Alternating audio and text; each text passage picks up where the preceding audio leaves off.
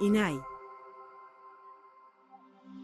¿Sabes de qué sirve el derecho de acceso a la información para tu vida cotidiana? En este podcast descubrirás cómo usarlo para resolver tus problemas cotidianos, acceder a un servicio público, programas sociales o bien construir soluciones para tu comunidad.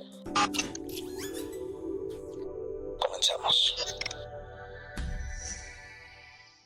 Muy buenos días a todos y todas nuestras DAI escuchas. Les damos la más cordial bienvenida a este episodio del podcast del Plan DAI. ¿De qué sirve el derecho de acceso a la información para nuestra vida cotidiana? El día de hoy nos acompaña Leila Guadalupe Gutiérrez, quien nos va a compartir 3 casos de aprovechamiento del derecho de acceso a la información que ha logrado en distintos momentos de su vida.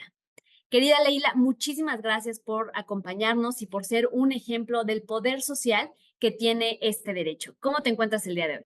Muy bien, muy agradecida por la invitación y que me permitan compartir mi experiencia en el uso de este derecho que tenemos todos los seres humanos.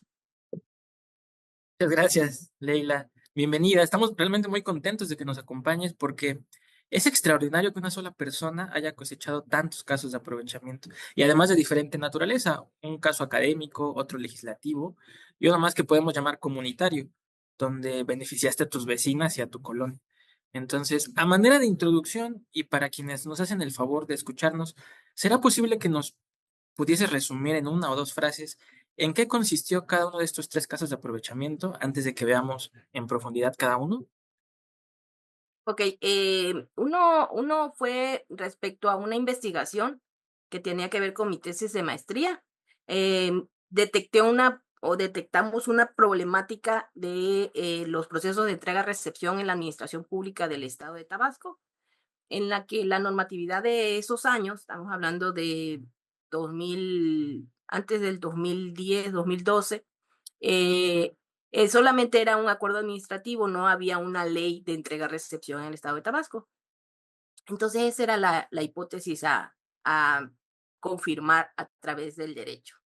Y el otro caso es el de el comunitario, que en mi calle llegó una empresa de materiales que empezó a obstruir la vialidad, tanto la de una privada como de una calle principal, que es una avenida que lleva a centros poblacionales muy grandes. Entonces llegaban los trailers a hacer descargas en horarios inconvenientes y eh, bloqueaban las avenidas y tanto el acceso como el ingreso a la privada. Entonces era un problema muy complejo, ¿no? Entonces, a través del derecho empecé a trabajarlo y pues actualmente ya hay resultados al respecto. Y el tercero es la iniciativa de ley, ¿no? Como tal. Ok, sí, sí, a partir del trabajo, pues se hizo toda la investigación a través, primero, en aquel entonces, estamos hablando de 2009, la intención era a través del portal, los portales de transparencia, ubicar si habían leyes. Y al no haber tanta información, yo dije, bueno, ¿cómo lo confirmo? ¿Cómo confirmo que lo que encontré es lo vigente? Entonces empecé a utilizar las solicitudes de información para que los dichos que estaban publicados yo tuviese un sustento, un respaldo de que esa información era la vigente en ese sujeto obligado o en esa dependencia, ¿no? Entonces, ese de la ley fue el proyecto o la propuesta es de que existiera la ley de entrega-recepción para el 2012 y entre el trabajo, tanto lograr consolidar la tesis como hacer la propuesta a una diputada que siendo minoría en aquel entonces, lo propone a los otros diputados y la propuesta de ley es aprobada por unanimidad. El trabajo que yo hice es determinar a través del derecho de acceso a la información la necesidad. O sea, hice la investigación y fue lo que yo les proporcioné y ya los abogados se encargaron de desarrollar la ley que fue publicada. Mi proyecto era para el 2012 o la tesis decía, bueno, para el 2012 debe existir la ley de recepción y se concretó en el 2014. En el 2014 la investigación fue el sustento para que existiera la ley en ese año Y pues como le comento, siendo minoría la diputada que lo propone, fue aprobada por unanimidad, en 2 años después de lo que yo visualicé. Y todo esto gracias al uso del derecho de acceso a la información. Fue una experiencia maravillosa, recuerdo, o sea, porque no fue ni siquiera de un solo, digamos, en un mes, o sea, tuve toda la paciencia porque en realidad me abarcó prácticamente 2 años porque hice varias, según la persona como me contestara. Por ejemplo, hubo un sujeto que me dijo: "No, pues es que no me puedes hacer varias preguntas en una solicitud". Y entonces, como hice 5 preguntas más o menos, pues tuve que segregar y tuve que esperar más tiempo, y ese tipo de circunstancias que tuve que estar, atendiendo, y que cada circunstancia que se me presentaba, yo la atendía, ¿no? Pues sí, mira, es curioso porque esa iniciativa de ley fue aprobada, por dices, por unanimidad, cuando Sí, quien lo propuso era minoría. sí, sí, sí, es correcto. Es súper interesante cómo el derecho de acceso a la información, rompe esas barreras en las que, pues, la razón te asiste, por decirlo así, ¿no? Y sí me dio mucho gusto porque, pues, uno piensa, no, es que no se va a lograr, pero era algo tan sólido, tan real, tan necesario, que no hubo lugar a duda. Y pues sí, se corrió el proceso. A los 2 años, mm, yo considero que desde el 2013 hasta 2014, un año fue el proceso en el que las comisiones lo trabajan, los asesores estuvieron trabajando en ello, pero desde que ella lo toma, la diputada Mariana Silva, una maestra en aquel entonces, eh, se puede concretar en un solo año, ¿no? Entonces, sí, es una experiencia personal muy satisfactoria. La verdad, no me canso cuando lo platico, me emociono tanto por todo lo que me implicó y cómo se fue entrelazando una necesidad, primero una necesidad, una curiosidad, ¿no? Después una necesidad personal de titularme de la maestría. Luego, bueno, proponerlo. Sobre eso, Leila, me gustaría preguntarte un par de cuestiones. El primer caso de aprovechamiento. Entonces, tu trabajo de tesis y tu primer trabajo en los temas del aprovechamiento del derecho consiste justamente en construir este proyecto académico. Esto fue alrededor de 2010. ¿Por qué decidiste realizar solicitudes de acceso a la información para tu tesis? En realidad, ¿esto marca la diferencia para los resultados que obtuviste en el proceso de investigación? Sí, ¿No? Esto en aquel momento, pues en realidad no estaba en boga, ¿no? Era algo que no estaba tan socializado, ¿no? En el interior de la República, e incluso no tan socializado en la propia Ciudad de México. Entonces, había más personas realizando trabajo seguramente de titulación. ¿Sabes si alguno de estos casos también emplearon solicitudes de información o fuiste un caso aislado dentro de esa generación? sí fue un caso, de mi generación sí fue un caso aislado, sí, y que la herramienta principal fue esa. Y el haberlo utilizado, como le comentaba, era porque yo quería tener un sustento, algo que mi dicho tuviese valor. Entonces yo dije, ¿cómo le hago que? Ok, ya lo encontré aquí en su página de transparencia. En aquel entonces, de hecho, recuerdo que el Infomex tenía un mapita en el que te decía en verde los que ya tenían Infomex, en amarillo los que estaban en proceso del convenio, y en aquel entonces Yucatán no tenía ningún convenio, no había, era como que el que estaba más rezagado, ¿no? En el tema. Entonces, según el tipo de encuestado, porque hice 58 diferentes sujetos obligados que entrevisté o a los que le hice la consulta. Entonces, algunos, los que tenían Infomex, pues a través de Infomex. El que no, pues tenía que investigar y qué correo, o si no, un teléfono. Oiga, fíjate que estoy interesada en esto. Y ya me comunicaba con ellos y ya me decían, no, mándame un correo, ¿no? Y pues hubo casos en los que, aunque tenían quizás Infomex o probablemente tenían un correo, no me contestaron, pero para aquella época que es de 58, solo 2 no me contestaran, sí creo que sí estaban comprometidos con el tema, ¿no? del derecho de acceso a la información. Sí hubo una respuesta positiva. 58 solicitudes hiciste, Leila. Sí, acuérdense que aquel entonces era una por una. Ajá. Y acuérdense las que se desagregaron porque era como una modita que había en aquel entonces, de que, no, varias preguntas no me puedes hacer en una sola, me tienes que hacer una, entonces esas se abrían en otras y yo ahí firme, ¿no? Aquí te va entonces como la quieres, pero tú me vas a contestar, ¿no? Y Determinada. Sí. le preguntaste además de los municipios al Estado y la Federación a otros países. Sí, correcto. Sí, quería yo saber esa referencia, cómo era en otros países, cómo se manejaba. Y, y sí, dentro de los 58 fueron todos los municipios de Tabasco, el Poder Ejecutivo, Legislativo, Judicial del Estado y de la Federación, lo que Contraloría en aquel entonces, Función Pública, y ahorita ya la nueva que va a hacer, el Congreso, tanto la Cámara de Diputados como la de Senadores, la Suprema Corte, las instancias del Poder Judicial. Entonces, todas me sumaron 58, hice a Perú, a España y a Chile. Chile fueron las que les pregunté, ¿no? Ellos tenían otros términos, pero que al final de cuentas sí había la necesidad de que cuando un servidor público deja su puesto, cargo o comisión, hubiese una norma, algo que los regulara para que el que llegara y asumiera el puesto diera continuidad al servicio público. Ese es el origen de la entrega-recepción y de su importancia, ¿no? Y pues Claro. sí lo Y pude. de hecho, creo que esto es un ejemplo de cómo el derecho de acceso a la información puede impactar también en la vida profesional. Y no tanto por el trabajo de tesis en sí, sino porque este fue el primer punto de partida para que pudieras proponer una iniciativa que impactó en toda la administración pública del estado de Tabasco. Entonces, cuéntanos un poco cuál fue el papel o el valor del derecho de acceso a la información en esta iniciativa legislativa.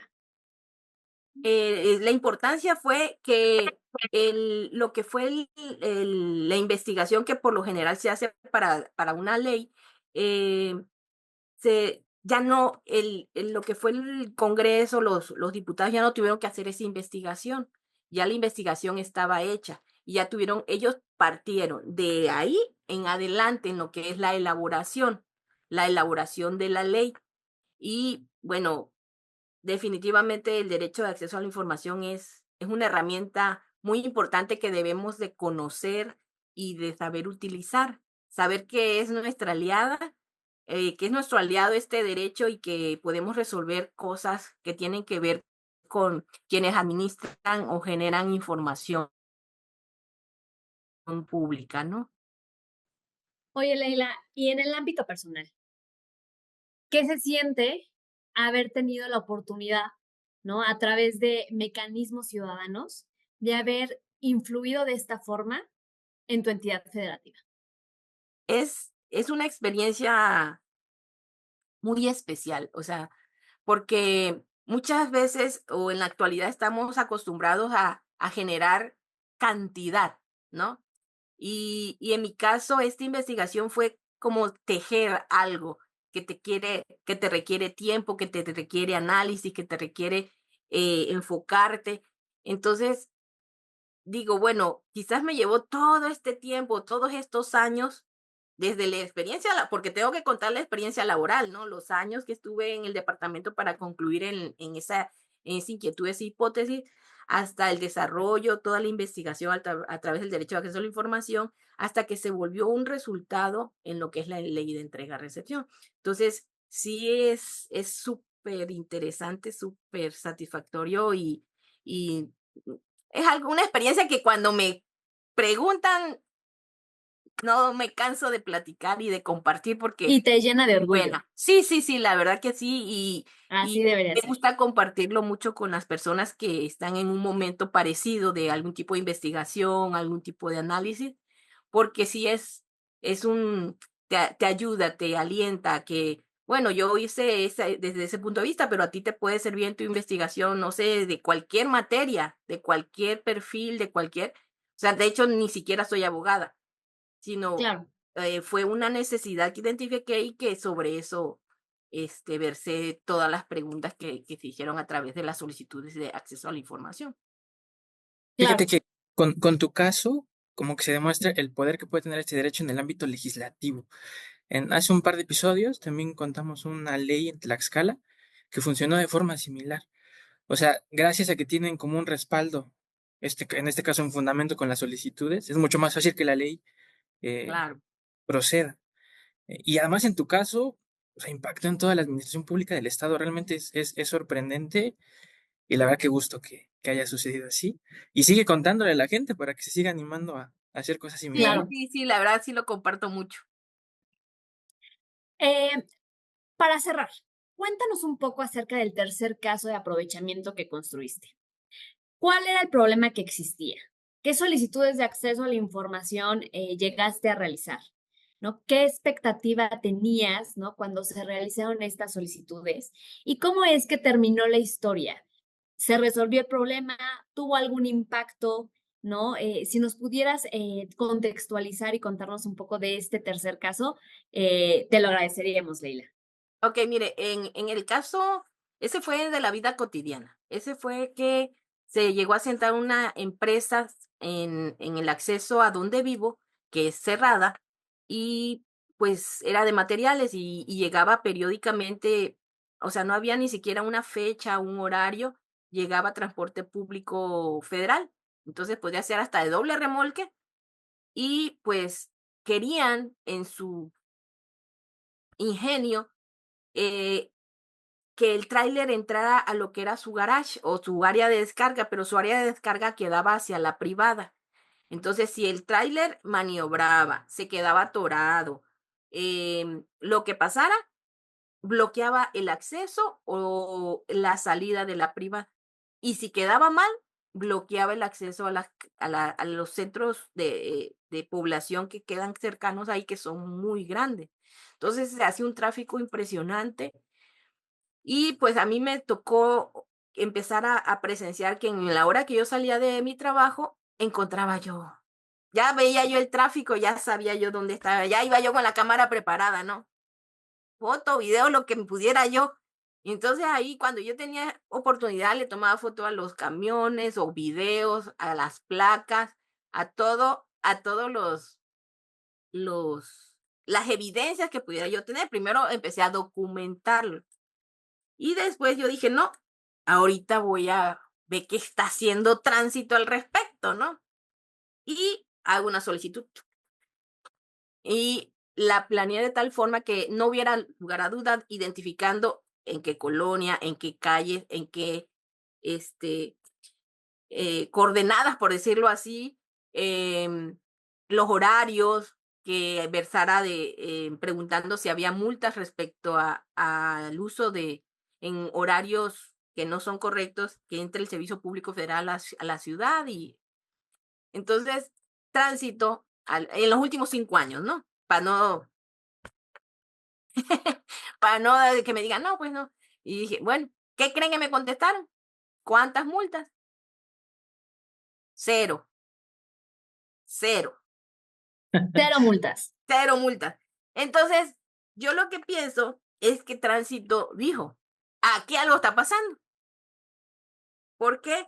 Porque empezaron a haber cambios tanto en la manera como descargaban los materiales en esa empresa, los horarios en los que llega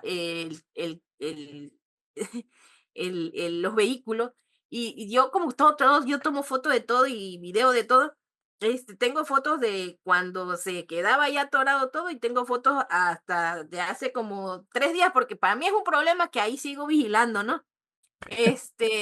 Y entonces ya ves las fotos recientes, el tráiler estacionado al frente de la empresa sin tapar ni accesos, ni se ve que fluyen los vehículos y ya va el montacarga de su área de descarga hacia donde está el camión. Porque lo que hacen es que ponen el tráiler, yo no había observado eso, pero ponen el tráiler y primero descargan todo hacia su garage, porque tienen para que se estacionen sus clientes, pues ahí descargan todo, ya se va el camión y ya ese montacarga empieza a llevar todo, pero no es lo mismo un montacarga que un vehículo tan grande que bloquee, ¿no? Entonces, en este caso no tengo los elementos al 100% de que tránsito fue voló con ellos, pero al haberse solucionado la problemática para mí, fue una respuesta que el derecho de acceso a la información algo hizo, algo operó. ¿Por qué? Porque yo la siguiente pregunta que tenía, si no había solución, si yo no veía algún cambio o algo así, porque después de que me responden cero es que empiezan los cambios, ¿no? Mi pregunta era, bueno, si tienes cero multas, explícame esta fotografía, explícame este video, explícame por qué está pasando esto y tú no los has multado. Era la siguiente solicitud. Entonces, pues no llegué a eso, pues porque ya hubo una solución a la problemática. Y estoy ahí vigilante, ¿no? Estoy pendiente. Creo que como ciudadanos, esa parte debemos de tener conciencia que también somos parte de la solución de problemas, ¿no? Y tener el derecho de acceso a la información como una herramienta, un aliado, es muy, muy interesante, muy, muy productivo. Hay que tener paciencia, pues, porque a veces nos hace coraje, ¿verdad? Pero aquí vamos a ver quién, el que persevera alcanza, dicen por ahí. Y hay que ser insistentes, ¿no? Y sí, eh, primero como que la problemática, analizarla, estudiarla, ver y cómo pudiéramos plantear las preguntas o las solicitudes de información de la mejor manera para que no haya lugar a dudas y que te contesten o que te resuelvan el problema, ¿no? Entonces, esa es una parte muy importante, identificar el problema muy bien, saber cómo voy a abordarlo a través de las solicitudes. También no ser tan puntual o tan específico que como que al ratoncito lo encierres en un cuadrito y que no se pueda salir y que te contesta como es. Pues Claro. fíjate que ese aprovechamiento que tú refieres también ha sucedido en otros lados y es como la misma fórmula. No hay evidencia de que realmente haya sido el derecho de acceso a la información el que ocasionó la solución, pero los hechos son, había un problema, se hace una solicitud y el problema se resuelve. Entonces, yo creo que sí, es parte de un aprovechamiento reactivo le llamamos. Y aquí, digamos, algo interesantísimo en tu caso es que alguno de los reclamos que se hacen al derecho a la información es de no hace falta el derecho porque esos problemas se pueden resolver por otras vías, ¿no? Por ejemplo, aquí podrían decir, no, pues pudiste haber hablado con el señor del camión, pudiste haber agarrado el de tránsito cuando iba pasando y seguramente también se hubiera resuelto. El derecho a la información no es tan poderoso, pero en tu caso lo hiciste y eso no funcionó. ¿Nos puedes contar así brevemente qué hiciste Sí, que... sí, es que en la privada hay como pues un grupo de personas que como que son los que llevan la organización y tengo entendido que ellos habían ido a hablar con el dueño de la empresa y él, yo en palabras más, palabras menos, le digo, hágale como quiera, pero yo no voy a cambiar mi mecanismo de cómo descargo porque es mi empresa y ustedes no me importan, ¿no? Entonces, sí había ya un acercamiento para solucionar el problema, pero no habíamos encontrado respuesta. Eso sí me lo llegó a comentar mi mamá, que es la persona que es el enlace, por decirlo así, con la privada. Entonces, pues más lo traía yo aquí, ¿no? Vamos a ver si es cierto, ¿no? Vamos a ver que si no lo vas a hacer, ¿no? Entonces yo dije, de alguna forma vamos a trabajar que impactemos, ¿no? Pues, Laila, de verdad, muchísimas gracias por compartir estas experiencias con nosotros. La verdad es que me llevo un excelente sabor de boca de tener la oportunidad de incluir en este podcast a una mujer como tú, perseverante, que sabe usar las herramientas que están a su disposición por parte del gobierno, ya sea federal o local, y que hace valer su derecho y saca un aprovechamiento del mismo. Entonces, personas como tú son un ejemplo, realmente lo digo, para que sean consideradas por su comunidad, ¿no? Las acciones que tú haces tienen un impacto no nada más en tu entorno inmediato, como este último caso que nos hiciste favor de referenciar, sino en la vida del Estado, ¿no? O sea, tu iniciativa, tu visión ayudó a culminar una ley, ¿no? Que ahora tiene una repercusión en toda la administración pública de Tabasco. Entonces, gracias por este interés, por ser una ciudadana comprometida con tu entidad federativa y con México, ¿no? Con tu comunidad.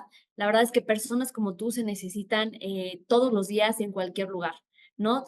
Tú eres la que haces el cambio y eso lo tenemos que reconocer desde el INAI y agradecerte por usar estas herramientas que nos permiten ejemplificar cómo es que el derecho de acceso a la información puede transformar vidas. No sé, Javier, si tú quisieras hacer algún cierre o reflexión. Pues más bien otra pregunta para cerrar. ¿Tú qué recomendarías, estimada Leila, o cuál es tu perspectiva en torno a la utilidad del derecho en estos momentos particularmente contextuales? ¿Cuál es tu opinión en torno al derecho a la información, su utilidad, su vigencia? El derecho de acceso a la información, considero que es una herramienta que todos debemos conocer. Es un tema complejo, pero sí debemos de involucrarnos, conocerlo, desarrollarlo, aplicarlo. Yo considero que llegó para quedarse, independientemente organizacionales. Es un derecho que todos tenemos y que debemos hacer uso de él para resolver las problemáticas que se nos presente, ya sea en lo personal, en lo familiar, en lo social, institucional o comunitario, ¿no? Buenísimo, pues muchísimas gracias. Ese es justamente el mensaje que buscamos, ¿no? Y en tu caso lo demuestra perfectamente. Es un derecho que no solo funciona para periodistas y académicos, sino, y tú eres el ejemplo, te hace ser un mejor estudiante, un mejor profesionista, un mejor vecino, y te hace incluso tener la capacidad de impactar no nada más en tu círculo, digamos, cotidiano de trabajo o en tu comunidad, sino en toda una entidad federativa. Entonces, pues nada, un gustazo que estés con nosotros y muchísimas gracias. Soy una convencida que el derecho de acceso a la información transforma vidas. ¿Quieres saber más? Visita micrositios.snai.org.mx/Plan-DAI. Nos vemos en el siguiente episodio para que sigamos transformando realidades con el derecho de acceso a la información. El acceso a la información transforma vidas.